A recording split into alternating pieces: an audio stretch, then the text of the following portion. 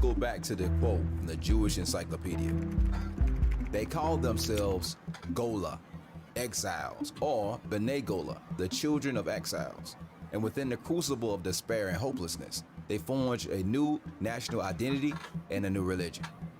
Interesting how in the Niger-Congo family, you not only have the Gullah, but you have the Angolas and the Congolese.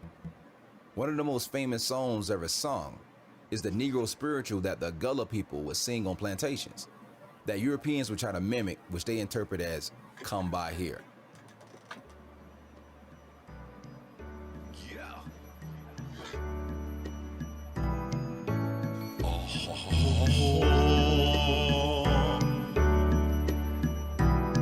Praise the Lord. Kumbaya, my Lord, kumbaya. Kumbaya, my Lord, kumbaya. Kumbaya, my Lord, kumbaya. Oh Lord, kumbaya. Someone singing, my Lord, kumbaya. Someone singing, my Lord, kumbaya. Someone singing, my Lord, kumbaya. Oh Lord, kumbaya. Sing it, kumbaya, Lord, kumbaya. Kumbaya, Lord, kumbaya. Lord, kumbaya. Sing it, someone singing, my Lord, kumbaya. Singing, my Lord, kumbaya. Singing, my Lord, kumbaya. Oh Lord, kumbaya. It became a standard campfire song for whites and tent revivals at summer camps. It enjoyed a broader popularity during the folk revival of the 1950s and 1960s. The problem is the song that whites would translate as "come by here" is really kumbaya.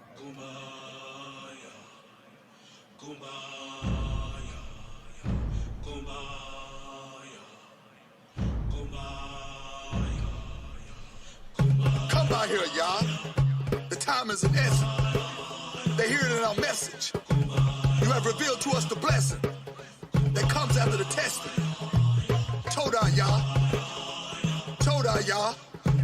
We are waiting on the Exodus, praying for the rest of us. It shall be greater than the first, for the captivity is the worst. Come by here, y'all. You are our strong tower, for we know not the hour. You are our power. Our enemies you devour. Come by here, y'all. In a time of darkness, the world is heartless. Missing kids on carton. Who would have thought this? Come by here, y'all. You are in control. You got the nations on hold.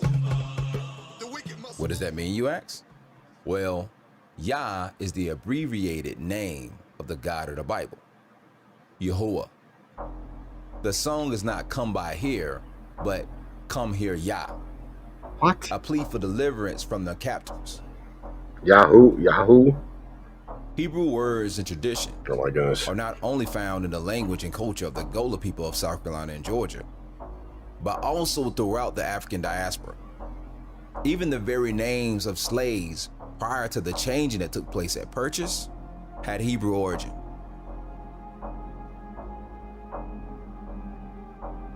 The Hebrew people will often surname themselves after the God that they serve.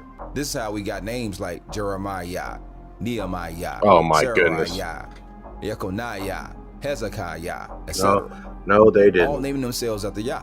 If you ever took the time to scroll through the slave ledgers and look at the Yahoo. names that the slaves had before they were changed, you will find that most were Hebrew. Oh my goodness. No, they didn't. If you're not familiar with Elohim of the Hebrews, maybe this script will help you. Psalm 68:4. Sing unto Elohim, sing praises unto his name, extol him that rideth upon the heavens, by his name, Yah, and rejoice before him. See, not only will you find indigenous Hebrew names in the slave trade database, aka names are rather Yah or El as a prefix or suffix. You will even find the pronunciation of the name Yah hidden in some of the names of the countries. Oh my goodness. Where people will take it from. Like Kenya, Algeria, No, they didn't. Libya, Eritrea, Tunisia, What a reach. Zambia, Namibia, Gambia, Are you serious? etc.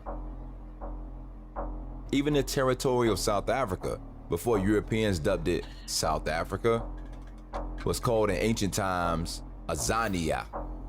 Oh So my how is that goodness. relevant? Well, the name is actually in the Bible. The name Azania, according to the Smith Bible Dictionary, means Azania, whom the Lord hears, the father or immediate ancestor of Yeshua the Levite in the time of Nehemiah. Even the Strong's Concordance reads as Azaniah from H238 and H3050, heard by Yah, Azaniah, an Israelite. See, even in the Kakongo family of Bantu languages, God is sometimes referred to as Yahweh or Yah-Abi. What? In Hebrew, Ab or Abba means father, and Yah is the name of God. So Yah-Abi means Yah is my father, or Yah is the father. The name Yah holds so much weight among certain Bantu tribes that they even named their elders Yah or Yah.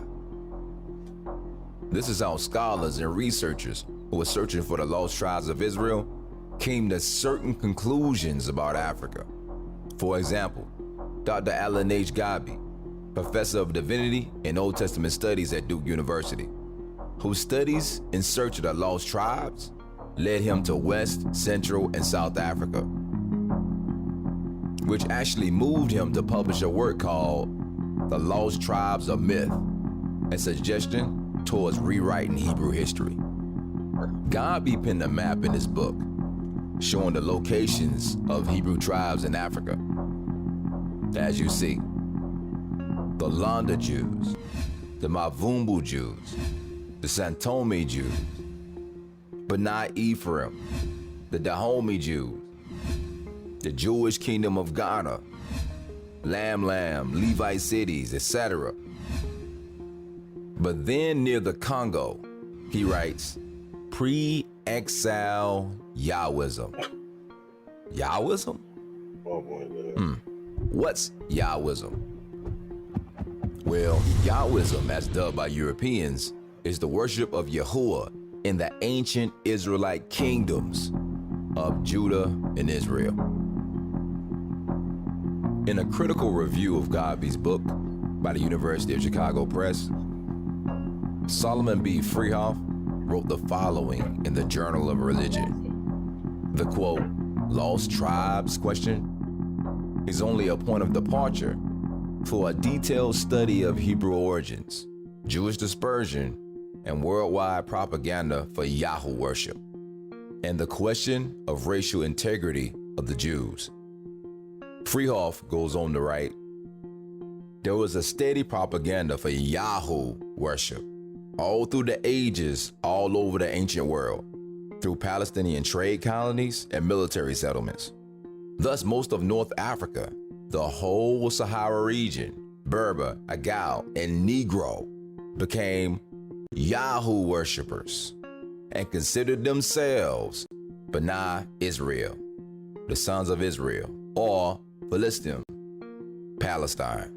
So if Yah is the God of the Bible, and the Bible commands to worship by his name, quote, sing unto Elohim, sing praises to his name, extol him that ride upon the heavens by his name, Yah, remember?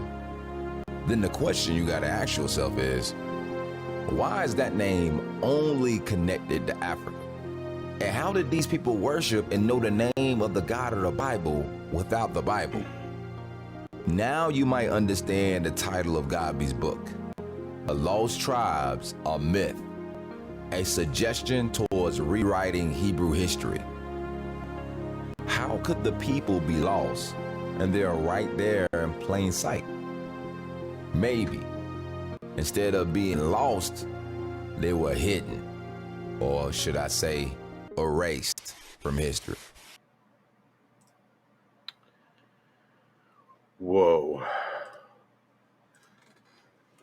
Oh my goodness.